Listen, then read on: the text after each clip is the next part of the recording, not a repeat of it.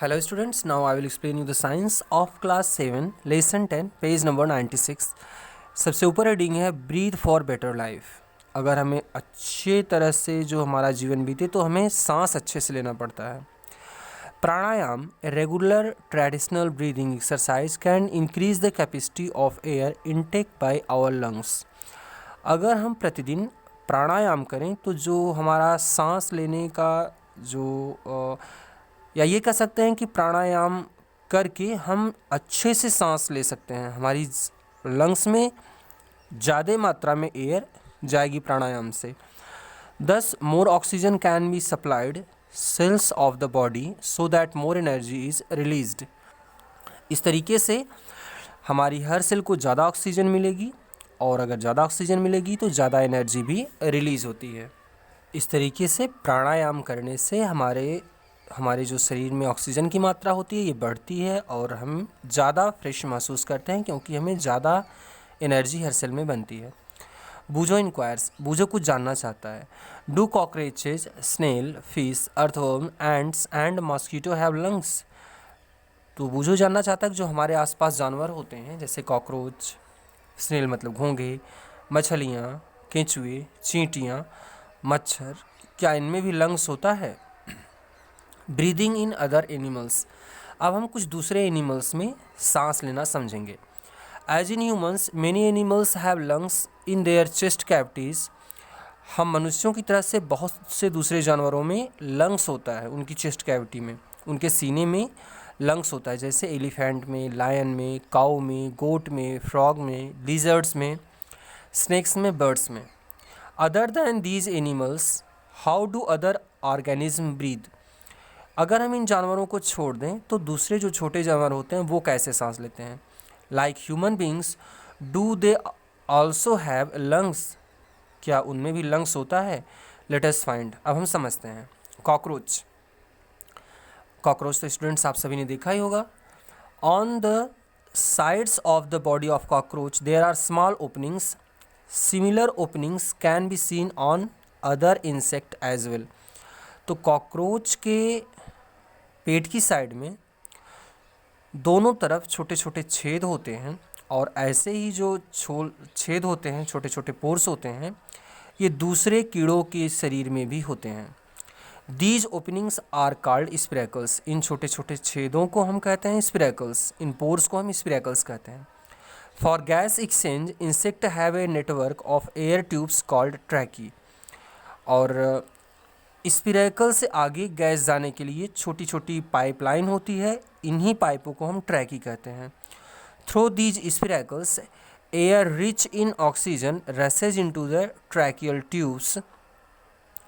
और इन्हीं स्पिरेकल्स छोटे छोटे पोर्स की सहायता से ऑक्सीजन इन ट्रैकियल ट्यूब्स में जाती है। Diffuses into the body tissues, body के हर टिश्यू और सेल तक पहुंचती है। And reaches to each and every body cell, और इस तरीके से ऑक्सीजन हर सेल तक पहुंच जाती है। Similarly from the cells carbon dioxide goes into the tracheal tubes and moves out through spiracles. और इसी तरीके से हर सेल से कार्बन डाइऑक्साइड निकल करके ट्रैकियल ट्यूब्स में आती है और फिर स्पिरेकल से बाहर निकल जाती है। These air tubes or trachea are not found in any other group of animals other than those of insects. तो ये जो ट्रैकिया और स्पिरेकल सिस्टम है यह इंसेक्ट के अलावा किसी दूसरे जीव में नहीं पाया जाता। अब हम ये जानते हैं कि अर्थवर्म में कैसे रेस्पिरेशन होता है। From chapter 9 of class 6 we know that earthworm breathe through their skin.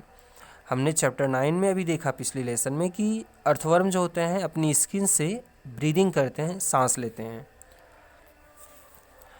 On touching the skin of earthworm it feels moist and slimy through which gases can penetrate easily.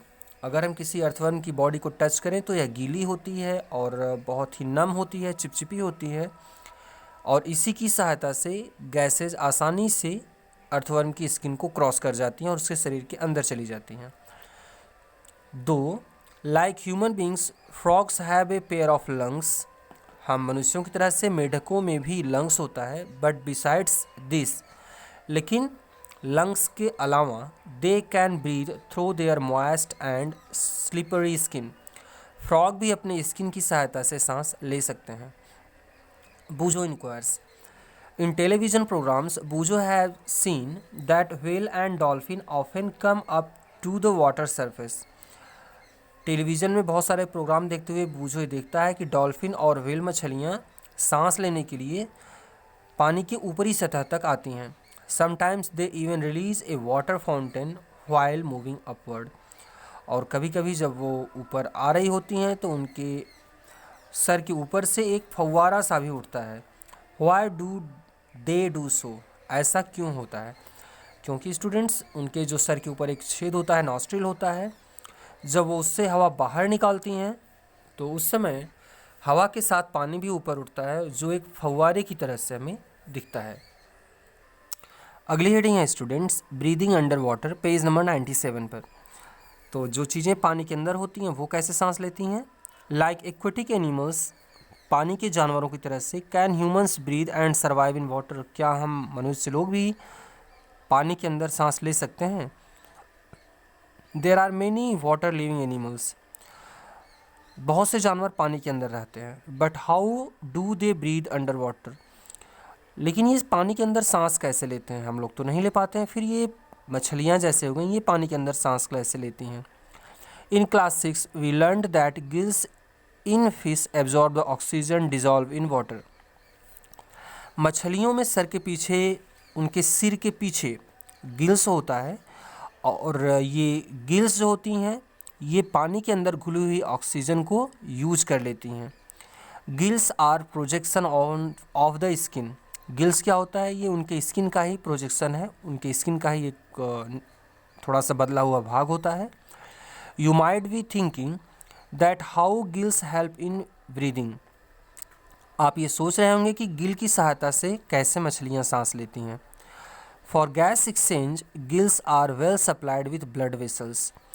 तो gas exchange करने के लिए, oxygen लेने के लिए और carbon dioxide निकालने के लिए गिल्स के अंदर ब्लड की बहुत अच्छी सप्लाई होती है. ब्लड बहुत ज़्यादा मात्रा में आता है जिसकी वजह से ऑक्सीजन ब्लड के अंदर घुल करके शरीर को चली जाती है, हर सेल तक पहुंच जाती है. और ऐसे ही कार्बन डाइऑक्साइड हर सेल से होते हुए गिल्स तक आती है और फिर गिल्स से वह पानी के अंदर घुल जाती है, पानी के अंदर चली जाती है. स्टूडेंट्स, अगली हेडिंग है डू प्लांट्स आल्सो रेस्पायर? क्या पौधे भी सांस लेते हैं? स्टूडेंट्स, ये हेडिंग हम लोग अगले दिन पढ़ेंगे. Thank you.